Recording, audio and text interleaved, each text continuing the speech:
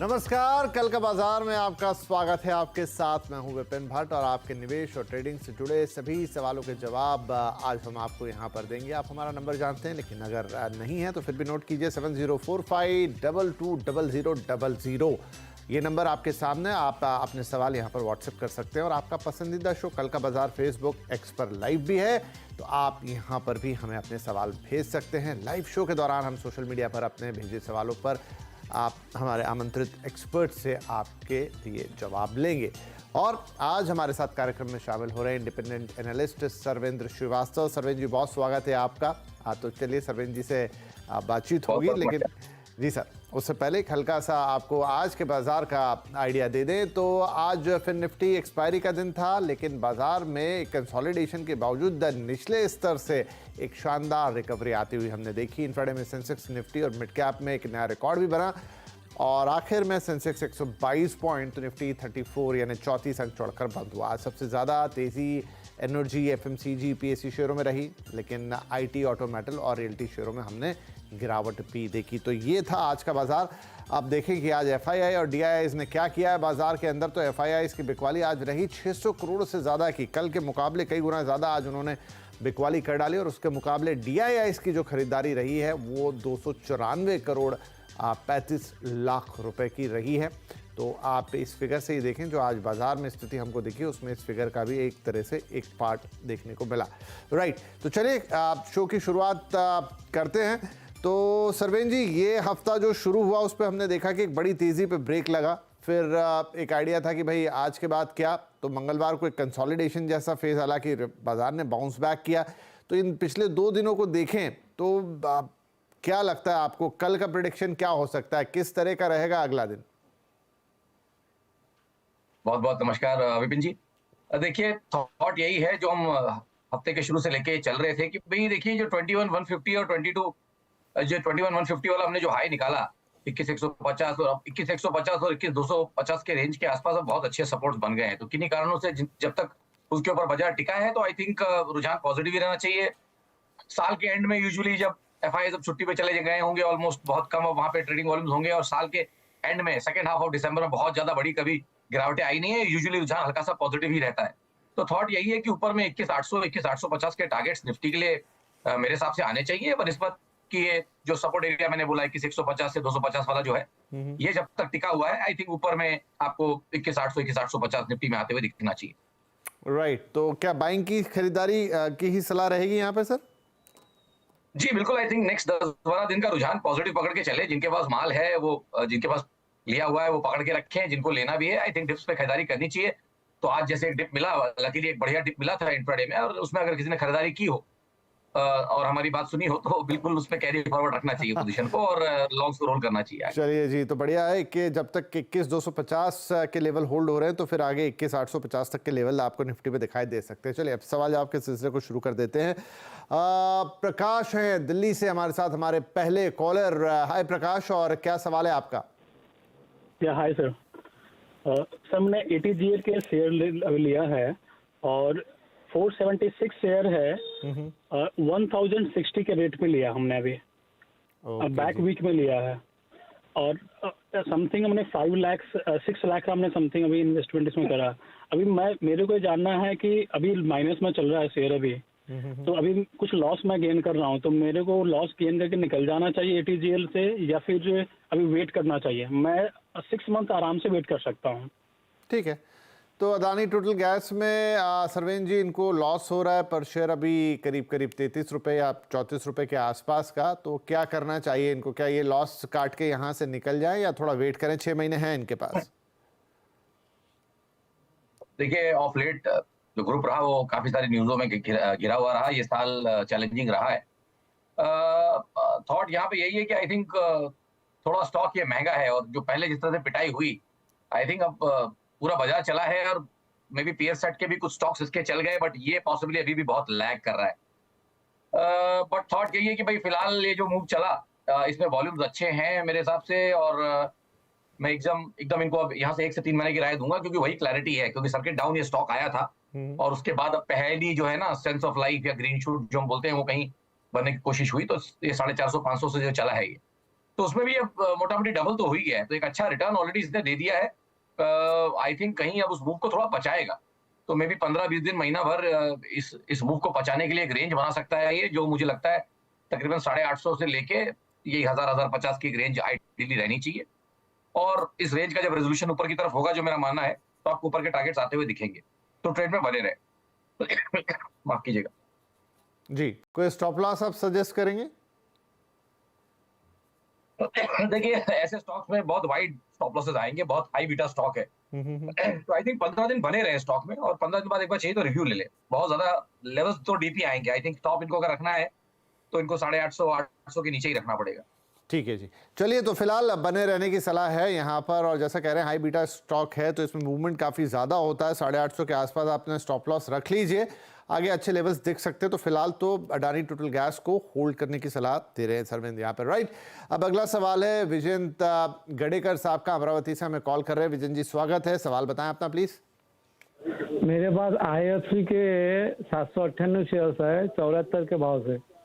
Okay, IRFC के आपके पास 798 shares 74 के भाव पर 26 रुपए का प्रॉफिट हर शेयर पे फिलहाल आपको हो रहा है। तो ठीक है जी, बढ़िया है, बधाई आपको इसकी। लेकिन करना क्या चाहिए, तो ये हमें सरविंद बताएंगे। सरविंद जी, क्या करना चाहिए इनको IRFC में? देखिए, पहले बात तो इनको ये ध्यान रखना चाहिए कि स्टॉक वैसे तो 20 रुपए के नीचे से चला हुआ है, बट ये मान के चलें कि 22-25 रुपए से चला हुआ स्टॉक है इस साल में, तो ऑलमोस्ट ऑलरेडी 4 गुना हो चुका है। तो बहुत ज्यादा यहाँ पहली बात लालच नहीं करनी चाहिए, और दूसरी बात है कि ट्रेड अगर अच्छा चल रहा है तो ट्रेलिंग स्टॉप लॉसेस लगा के रखिए, और उनको दिन प्रतिदिन या हफ्ते हफ्ते उसको थोड़ा टाइट करते रहें, ताकि आप एटलीस्ट मार्केट में बने भी रहें, और कोशिश ये रहे कि अगर जूस कुछ बाकी है इसमें ऊपर तो उसको आप निकाल पाएं। तो मुझे जो भी बेस्ट केस सिनेरियो यहाँ दिख रहा है, क्योंकि स्टॉक तो almost green stock blue sky territory में एकदम नए नए लेवल्स है, इसके डेटा इसका कम है, बट उस डेटा में जितना इसने परफॉर्मेंस दी, आई थिंक उसमें जो मैं प्रोजेक्शन देख रहा हूँ इस ब्लू स्काई टेरिटरी, मुझे लगता है कि कहीं 115-120 ये स्तर जो इसके रहेंगे, वो वहां पे थोड़ी सी मुनाफा वसूली इसमें आएगी। तो आई थिंक थोड़ा अलर्ट रहें 115-120 की रेंज में, वहां एक बार चाहे तो दोबारा राय लें या थोड़ा मुनाफा बांधें। और दूसरी बात यह है कि ट्रेलिंग स्टॉप लॉस लगा के रखें, और वो जो मुझे लगता है कि इस समय इनको लगा के रखना चाहिए तकरीबन 82 रुपए के आसपास। तो 8140 का एक ट्रेलिंग स्टॉप लॉस बना के आई थिंक ट्रेड को 15 से 20 दिन और दे दें। जैसे मैंने बोला कि लास्ट 2 हफ्तों में तो कुछ होगा नहीं, और जो होगा जनवरी फर्स्ट वीक में इसको एक बार रिव्यू कर लें। चलिए, तो जनवरी फर्स्ट वीक में एक बार रिव्यू करें 115-120 तक के लेवल, या वहाँ पे मुनाफा वसूली आएगी। आप चाहें तो आप भी मुनाफा वहाँ पे करें, फिलहाल के लिए तो होल्ड करें। और एक ट्रेलिंग स्टॉप लॉस 8240 का सजेस्ट कर रहे हैं सरविंद जी यहाँ पर। 8140 हाँ जी, 8140 का, ठीक है जी, 8140 का IRFC के अंदर, राइट जी, ठीक है। ये हुआ IRFC। अब विशाल तुम्बारे साहब हैं, वर्धा महाराष्ट्र से कॉल कर रहे हैं। सर, स्वागत है आपका। BSE पर आपका सवाल है, लेकिन हमें क्वांटिटी और बाइंग प्राइस दोनों बताइए प्लीज। मेरे पास क्वांटिटी 900 है और बाइंग प्राइस है 200। ओके, 900 शेयर 200 पर, ओहो, 2200 रुपए प्रति शेयर का प्रॉफिट, ये तो शानदार है। तो क्या सलाह होगी इसमें विशाल जी के लिए, सरविंद जी? देखिए, अब इनके भाव तो आइडियली किन्हीं वियर्ड सर्कमस्टेंसेस हो तो नहीं बोल सकते, बट इनके भाव तो आइडियली तो आएंगे नहीं अब, और काफी अच्छे रेट्स इनके पास माल है। तो अगर अब इसको टाइम दे सकें और प्रॉफिट में जो है थोड़ा रिस्क ज्यादा ले सकें, मतलब एक और डीप स्टॉप लॉस ट्रेलिंग रख सकें, या ट्रेड में बने रहना चाहें, तो आई थिंक मेरे हिसाब से ट्रेड में बने रहना चाहिए। और इसके जो लेवल्स मुझे दिखते हैं जहां पे इनको कहीं एक ट्रेलिंग स्टॉप लॉस भी मिल जाएगा और वहां उनको ये रखना चाहिए, तो मुझे लगता है जो मुझे अब डिसेंट लेवल्स पीछे के दिख रहे हैं वीकली सेटअप्स में भी, वो सब 1500-1600 के आसपास आई थिंक जो ब्रेकआउट हुआ था वो बहुत महत्वपूर्ण ब्रेकआउट है इसका। तो उसके नीचे आइडियली अब ये जाना नहीं चाहिए। तो आई थिंक बने रहे ट्रेड में, और टाइम दे सके तो टाइम देके इसको ट्रेड में बने रहे। बट कहीं ना कहीं जैसे मैंने बोला, जितना इनको कंफर्ट रहे उतना स्टॉप लॉस भी कहीं ट्रेल करके रखें, और पूरा नहीं एटलीस्ट तो आधा या 1/3 भी बुक करेंगे, तो रिमेनिंग क्वांटिटी इनकी लाइफ लॉन्ग फ्री हो जाएगी। चलिए, तो 1/3 अगर आप इसमें प्रॉफिट बुक कर लेते हैं तो जैसा कह रहे हैं कि आपकी पूरी कैपिटल फ्री हो जाएगी, और बाकी शेयर आपके लिए बोनस बन जाएंगे। ट्रेलिंग स्टॉप लॉस रख सकते हैं यहाँ पर, लेकिन बढ़िया है, बहुत बधाई आपको, एक बढ़िया इन्वेस्टमेंट रहा है आपका। 2200 रुपये एक शेयर पे अगर प्रॉफिट हो रहा है, उसकी अच्छी क्वांटिटी हो तो इससे बेहतर और क्या, राइट। चलिए आगे बढ़े। शिवानी सच्चन अब हमारे साथ है राजधानी दिल्ली से। शिवानी जी नमस्कार, क्या सवाल पूछेंगे आप? हेलो। हेलो। हाँ शिवानी, बोलिए। जी नमस्कार सर। नमस्ते। सर एक्चुअली मेरे पास टाटा टेक है, 30 शेयर है, 500 के रेट पे। उसके बारे में मुझे जानना है कि मैं उसे अभी रखूं या सेल कर दूं। और टाटा पावर है मेरे पास 100 शेयर 248 के रेट में।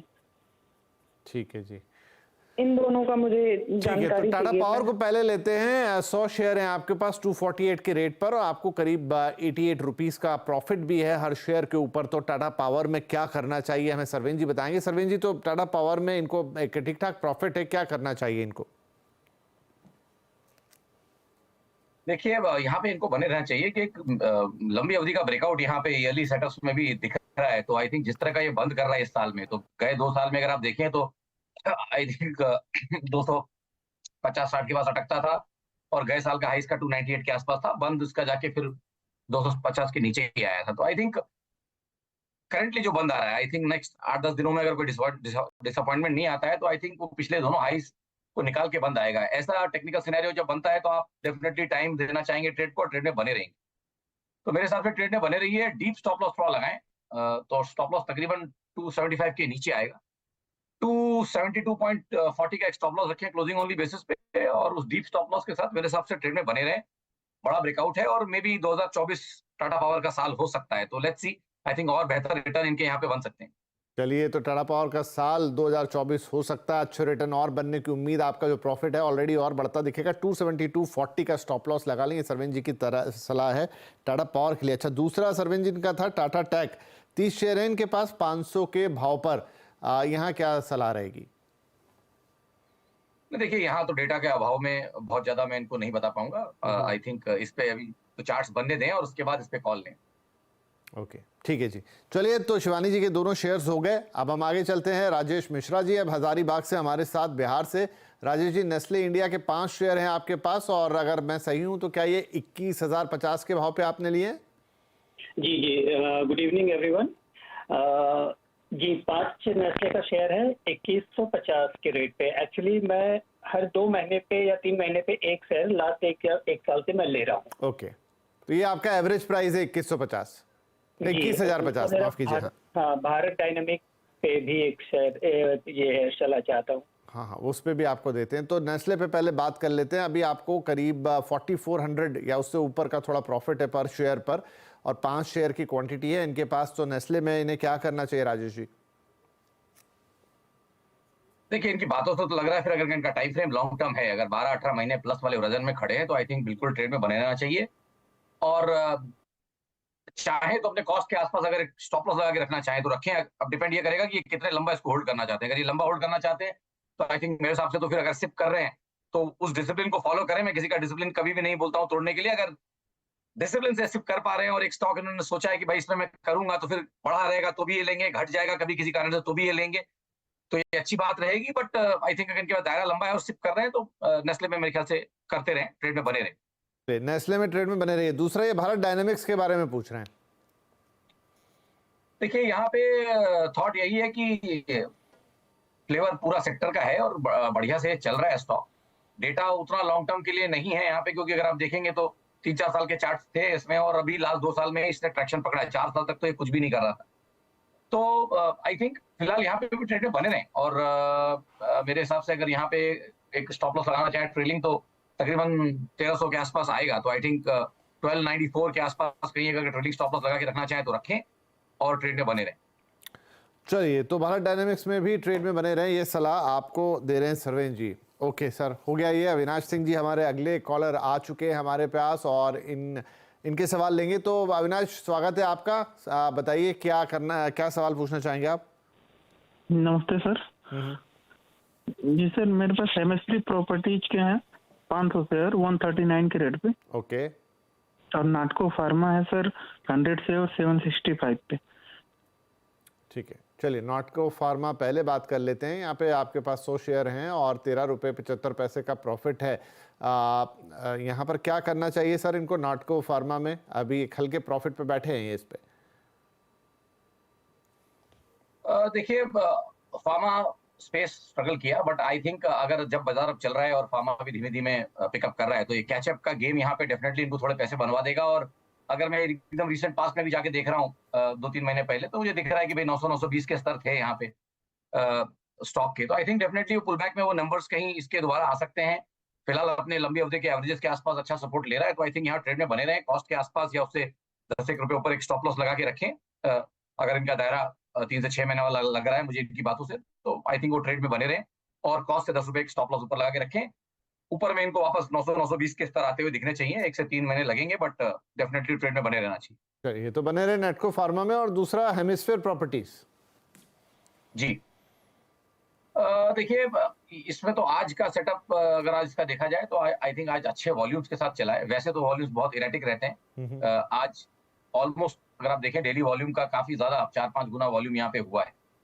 तो अब यही देखना पड़ेगा, अभी डिलीवरी डेटा देखेंगे आज कि कैसा इसमें कितना डिलीवरी गया है। बट ये आई थिंक जितना भी लिमिटेड डेटा इसमें भी है 20 के बाद से, 2020 के बाद से, वहां से अच्छा ही आज ने एक वॉल्यूम लेड ब्रेकआउट जिसको हम बोलते हैं किया है। तो यहाँ से भी मैं यही बोलूंगा कि 1 से 3 महीने और यहाँ पे बने रहे और ऊपर में 175-180 के टारगेट्स भी यहाँ पे मुझे आते हुए दिखते हैं। तो ट्रेड में बने रहे और कहीं एक स्टॉप लॉस लगा के रखें 135 के नीचे। सो 134.40 पे अगर स्टॉप लॉस एक लगाएंगे तो आई थिंक ट्रेड में इनको और 20-25 पॉइंट यहाँ कमाने के मौके मिल सकते हैं। राइट, 134.40 का स्टॉप लॉस और 175 से 180 के लेवल्स यहाँ देखने को मिल सकते हैं। बढ़िया, चलिए हेमिस्फीयर प्रॉपर्टीज की भी बात हो गई। इसी के साथ वक्त एक छोटे से ब्रेक का, लेकिन ब्रेक के उस पार कुछ और सवाल रहेंगे, तो कहीं मत जाइए, हम तुरंत हाजिर होंगे। Welcome back. कल के बाजार में वक्त है कि हम थोड़े बहुत सवाल लें सोशल मीडिया से, जो हम आपसे कह रहे हैं कि हम एक्स पर और फेसबुक पर लाइव हैं। तो अब एक्स से एक सवाल ले रहा हूँ, मनील अरोड़ा साहब का है ये। जमुना ऑटो के 100 शेयर इनके पास 108 के भाव पर, और ये 6 महीने के लिहाज से व्यू चाहते हैं इस पे। सर सरवेन जी। जी